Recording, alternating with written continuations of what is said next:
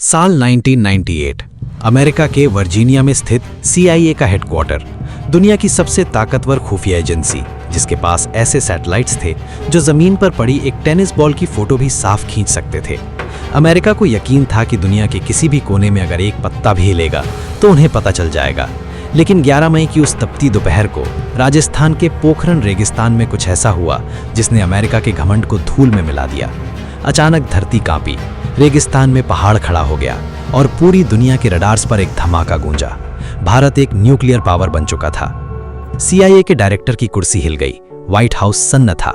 सवाल ये नहीं था कि भारत ने बम कैसे बनाया, सवाल ये था कि 24 घंटे भारत पर नजर रखने वाले अमेरिकी सैटेलाइट्स को कानों कान खबर तक क्यों नहीं हुई। आज हम उस असंभव मिशन की कहानी सुनेंगे जहां वैज्ञानिकों ने फौज की वर्दी पहनी, जहां कोड नेम्स के पीछे देश का भविष्य छुपा था और जहां भारत ने दुनिया के सबसे बड़े जासूसी जाल को मात दी। इस कहानी की जड़ें 1974 में छिपी हैं, जब स्माइलिंग बुद्धा के नाम से भारत ने पहला टेस्ट किया था। लेकिन तब भारत ने कहा था कि ये शांति के लिए है। दुनिया ने हम पर पाबंदियां लगा दी, भारत अकेला पड़ गया। 90 के दशक तक आते आते माहौल बदल चुका था। हमारे पड़ोसी देश परमाणु हथियारों से लैस हो रहे थे। भारत के पास दो ही रास्ते थे, या तो दुनिया के सामने झुक जाओ या फिर अपनी ताकत का लोहा मनवाओ। 1995 में नरसिम्हा राव सरकार ने कोशिश की थी, लेकिन अमेरिकी सैटेलाइट्स ने हमें पकड़ लिया। अमेरिका ने धमकी दी और भारत को कदम पीछे खींचने पड़े। यही वो वक्त था जब भारत ने अपनी सबसे बड़ी गलती से सबसे बड़ा सबक सीखा। हमने समझ लिया कि ये लड़ाई बम बनाने की नहीं बल्कि छुपने की है। 1998 में जब अटल बिहारी वाजपेयी प्रधानमंत्री बने तो उन्होंने डॉक्टर APJ अब्दुल कलाम और डॉक्टर R चिदम्बरम को बुलाया। आदेश साफ था, हमें टेस्ट करना है और इस बार दुनिया को धमाके के बाद ही पता चलना चाहिए। मिशन का नाम रखा गया ऑपरेशन शक्ति।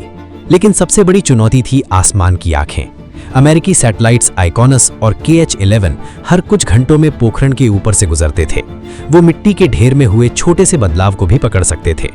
इस मिशन को अंजाम देने के लिए एक घोष टीम बनाई गई। डॉक्टर कलाम ने अपना नाम बदला, उनका कोड नेम रखा गया मेजर जनरल पृथ्वीराज।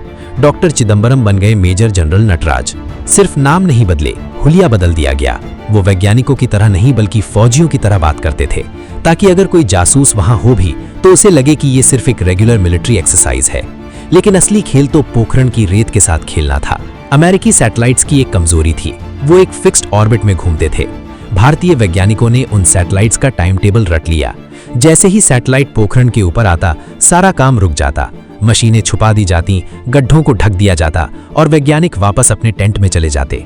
जैसे ही सैटेलाइट दूसरी तरफ मुड़ता, काम फिर से युद्ध स्तर पर शुरू हो जाता। रेगिस्तान की हवाओं ने भी हमारा साथ दिया। जब भी मिट्टी खोदी जाती, वैज्ञानिक उसे इस तरह फैलाते कि हवा उसे वापस उड़ा दे और सैटेलाइट की फोटो में कुछ भी नया न दिखे। रात के अंधेरे में काम होता था। भारी भरकम डिवाइसों को ट्रकों में लादकर मिल्क वैन या फौजी ट्रक के भेस में लाया जाता था। बंकर के अंदर सेंसर लगाए गए, केबल बिछाए गए, लेकिन सब कुछ जमीन के नीचे।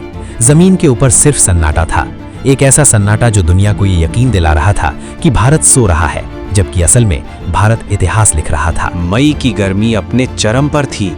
11 मई की सुबह पोखरण के कंट्रोल रूम में तनाव इतना था कि आप चाकू से हवा को काट सकते थे। बम को जमीन के 150 फीट नीचे बने कुओं में डाल दिया गया था। व्हाइट हाउस में उस वक्त रात थी। अमेरिकी इंटेलिजेंस सो रही थी और यहां भारत में डॉक्टर कलाम ने हाथ में घड़ी थामी हुई थी। दोपहर 3:45 पर कंट्रोल रूम से एक बटन दबाया गया। अगले ही पल पोखरण की जमीन एक साथ 5 जगहों से फटी। जमीन से धूल का एक ऐसा गुबार उठा जो आसमान को छूने लगा। पहाड़ अपनी जगह से 10 फीट ऊपर उठ गया और फिर धंस गया। ये धरती के फटने की आवाज नहीं थी, ये भारत के एक नए युग में प्रवेश की गूंज थी। शाम को प्रधानमंत्री अटल बिहारी वाजपेयी ने प्रेस कॉन्फ्रेंस बुलाई और सिर्फ 3 लाइनें कहीं। आज दोपहर 3:45 पर भारत में पोखरण में 3 अंडरग्राउंड न्यूक्लियर टेस्ट किए हैं। ये टेस्ट सफल रहे। पूरी दुनिया सन्न थी, अमेरिका का अहंकार टूट चुका था। धमाके के बाद दुनिया ने भारत पर पाबंदियां लगा दी। हमारे बैंक, हमारी इकोनॉमी को तोड़ने की कोशिश की गई। अमेरिका ने कहा कि हम भारत को कंगाल कर देंगे, लेकिन भारत तैयार था। देश के अंदर राष्ट्रवाद की ऐसी लहर उठी कि लोग अपनी बचत सरकार को देने के लिए तैयार हो गए।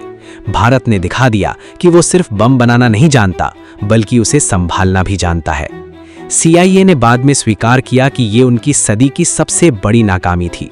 भारत ने वो कर दिखाया था जो चीन या पाकिस्तान कभी नहीं कर पाए थे, पूरी दुनिया को अंधेरे में रखकर अपनी ताकत का प्रदर्शन।